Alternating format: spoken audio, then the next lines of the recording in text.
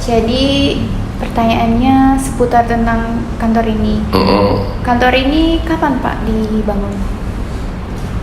Kantor ini disewa oleh Partai Gerindra. Gerindra Provinsi Sumatera Utara yang berkantor di Jalan Sudirman ini kita kontrak sewa.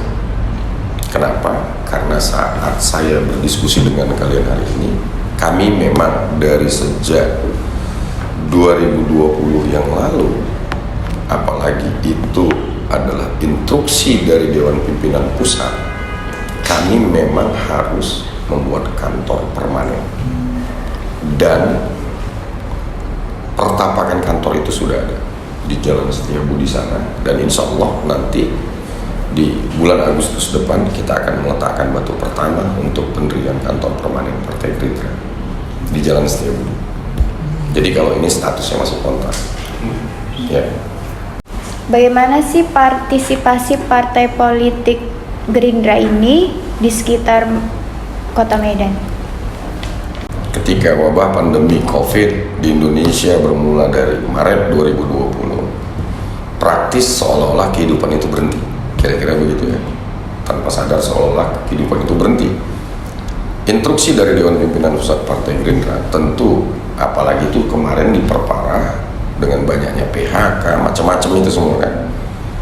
Dalam tahap awal yang dilakukan itu adalah mencoba dengan tangan-tangan kecil kita gotong royong untuk memberikan bantuan sembako untuk paling tidak bisa mengurangi sedikit beban. Dan itu bukan cuma di Kota Medan, tetapi seluruh Sumatera Utara. Jajaran-jajaran anggota legislatif Partai Gerindra diminta, diinstruksikan untuk menyelenggarakan kegiatan-kegiatan yang bisa mengurangi sedikit beban kaum mustadafin. Apa itu? Dengan membagi paket sembako. Kalau kita di Gerindra Sumatera Utara, terhitung dari sejak 2020 sampai 2022, mungkin range rata-rata 3-4 bulan itu paling ya, 3-4 bulan sekali itu dilakukan. Itu yang pertama. Itu kan crash program istilahnya. Nah yang kedua, tentu mendorong partisipasi paling tidak di anggota Partai Gerindra untuk apa? Mendukung gerakan pemerintah dalam rangka vaksinasi, program vaksinasi secara nasional, minimal di mana? Konstituen Partai Gerindra. Dan itu dilakukan bukan cuma di Kota Medan, hampir di seluruh kabupaten kota, gitu deh.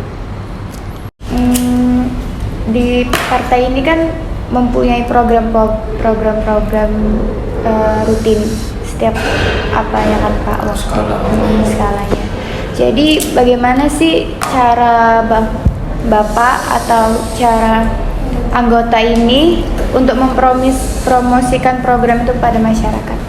Ya, pertama kan harus kita kategorisasi. Ada program yang bersentuhan langsung kepada publik, ada yang dia berupa ide dan gagasan. Karena kita bicara tentang regulasi, kita bicara tentang kebijakan. Kenapa? Karena kebijakan ini kan yang mengikat kita semua. Nah sama halnya bahwa Partai Gerindra punya kekuasaan politik hari ini. Paling tidak ada di DPRD Kabupaten, DPRD Provinsi, DPR RI. Ketika dia bicara tentang kebijakan, level kebijakan itu di level mana? Kalau dia di level pusat, tentu fraksi Gerindra di DPR RI pasti akan mengkritisi. Misal kemarin terkait dengan ekspor CPO ketika harga minyak goreng naik nyaris 2 kali lipat. Fraksi Partai Gerindra meminta kepada pemerintah untuk menstop, melarang ekspor CPO. Paling tidak itu bisa untuk memenuhi kebutuhan dalam negeri. Kira-kira begitu. Nah kalau pada level di tingkat provinsi terkait dengan apa? Perda. Nah fraksi di tingkat provinsi itu menyumbangkan gagasan dan pemikirannya dalam rangka mendorong sinergi bahwa peternakan dan perkebunan itu menjadi satu regulasi karena itu mungkin bisa mengintegrasikan para petani sawit maupun para peternak.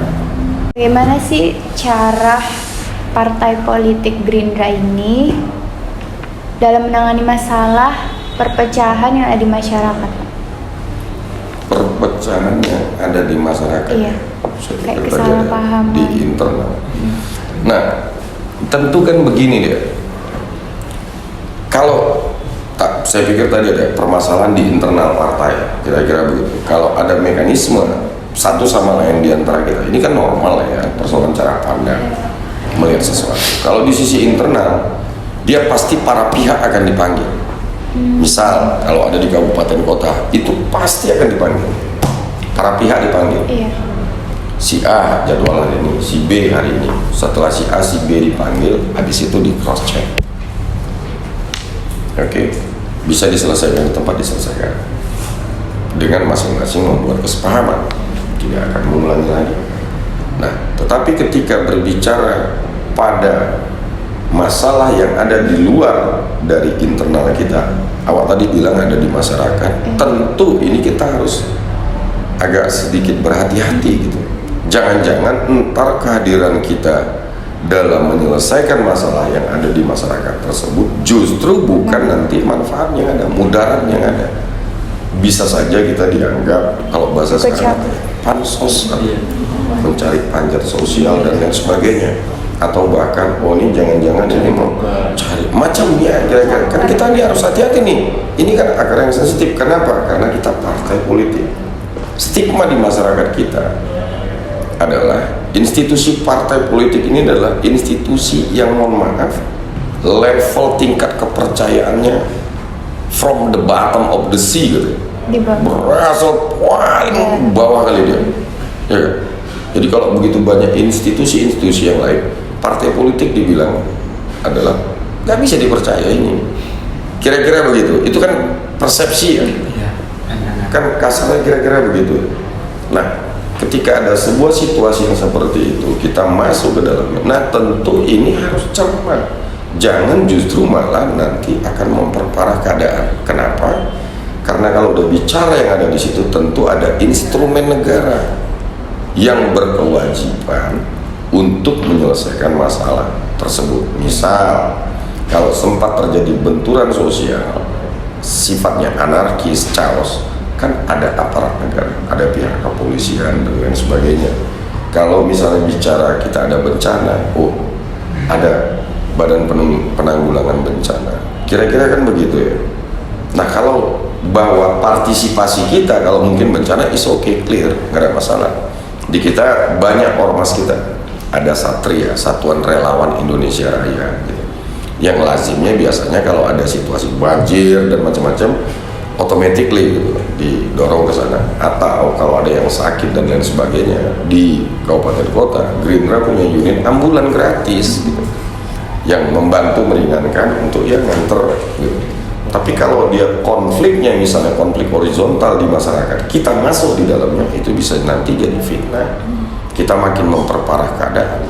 Alangkah lebih baiknya dan lebih arifnya kalau institusi negara yang masuk ke sini. Nah, itu dia ilustrasi kecil, men.